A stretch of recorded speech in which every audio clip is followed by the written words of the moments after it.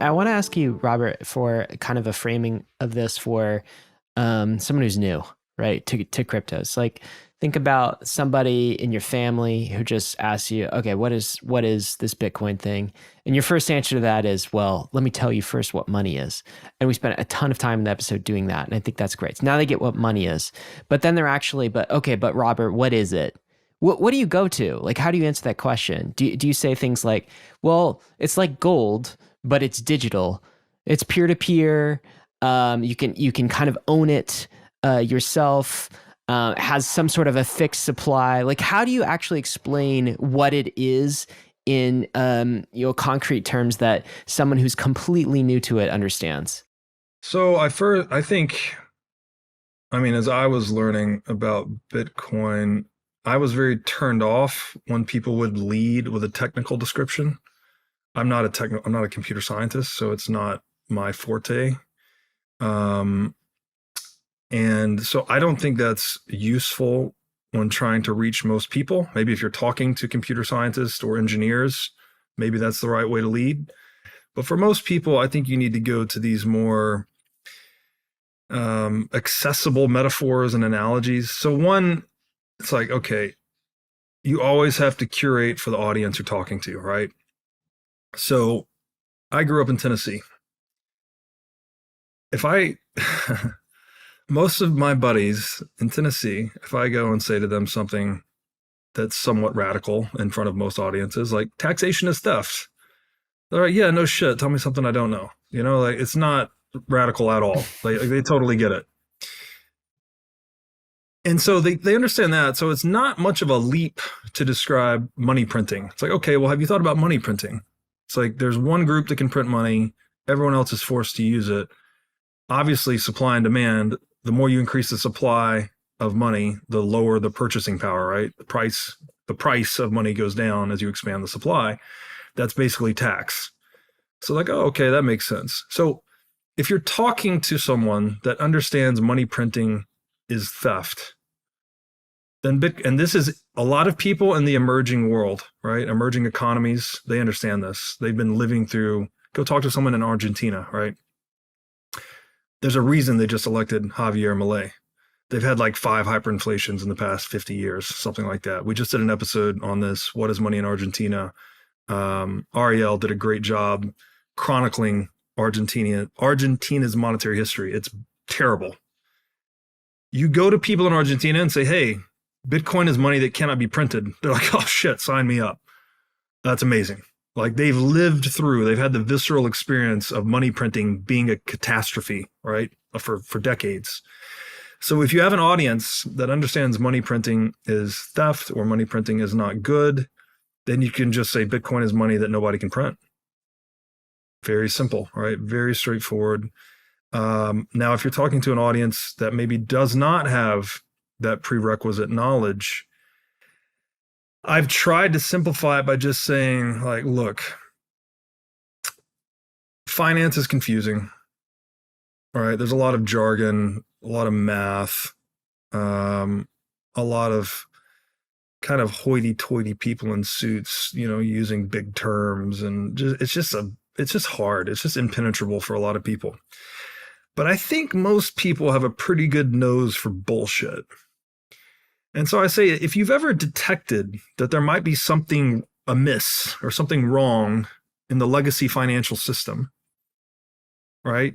Most of us lived through 2008. Many of us lived through 2001. You can keep rolling back the clock.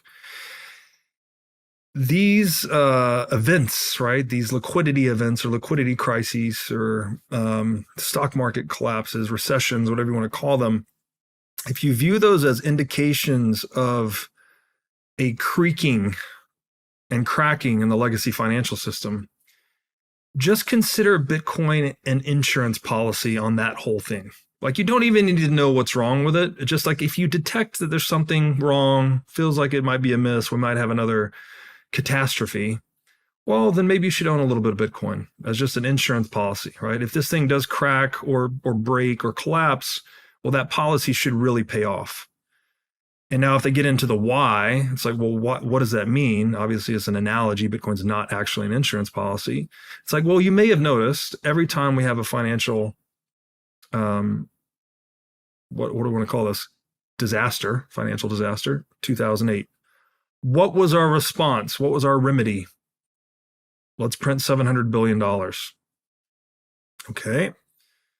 What was our response in 2020 to the COVID pandemic? Well, let's 10x the 2008 number. Let's print $6 to $8 trillion, right? So the precedent and the incentive for the response is always money printing, right? They're always trying to increase liquidity in the system to offset, to improve its solvency. And what you're not actually doing, you're sort of kicking the can down the road. You're sowing the seeds for greater disaster in the future. This is the Austrian business cycle theory. But if you can just give this to people, it's like, look, every time this thing breaks down, they print more money. And the money that cannot be printed, when it's expressed in terms of money that is being printed, means its price is going up. Sorry, this doesn't sound super simple at this point, but I basically just try to say it's an insurance policy on the legacy financial system. If you think there's something wrong with the legacy financial system, you might want to own some of this insurance policy to protect yourself. And then if they want to get into the nitty gritty, I sort of go down that path about money printing. But it's not easy, right? This is not an easy topic. I don't know. I hope that this is resonating with some people. You know, the show has had some success, so there's definitely some nerdy types out there, like probably the three of us that are into this stuff that want to learn and whatnot, but it's not easy to talk about, because if we go back to the language metaphor, it's like, how do you talk about the nature of language, right? You're using the instrument of mediation to describe the instrument of mediation. It's like trying to, we're always looking through the glasses of language or money. How often do we take off the glasses and actually examine the glasses? It's, I tweeted this the other day. It's like studying money is like looking at the looking glass. Like you have to take off the glass and look at how you're looking at the world. So it's kind of a perceptual shift. I think a lot of people aren't tricky. oriented to do that, Robert, is the truth, right? It's like, so, the three of us and many others listening might be kind of like geeks when it comes to like trying to figure out, the base principles for this weird anthropological thing that we call money. And but a lot of people are coming to crypto for one simple reason, that is number go up, right? And in fact, I don't actually like, that's fine. That's like market forces at work. And by the way, sometimes people kind of come for the money, come for number go up, and then they start to realize like they start to actually study it in the way that we've been talking about it today. And that's their entrance into crypto. Everyone comes for number go up. I think so. To continue leveling up your crypto game, then you need to get on the Bankless newsletter. It's the world's most popular crypto email and is completely free. Just click below to sign up.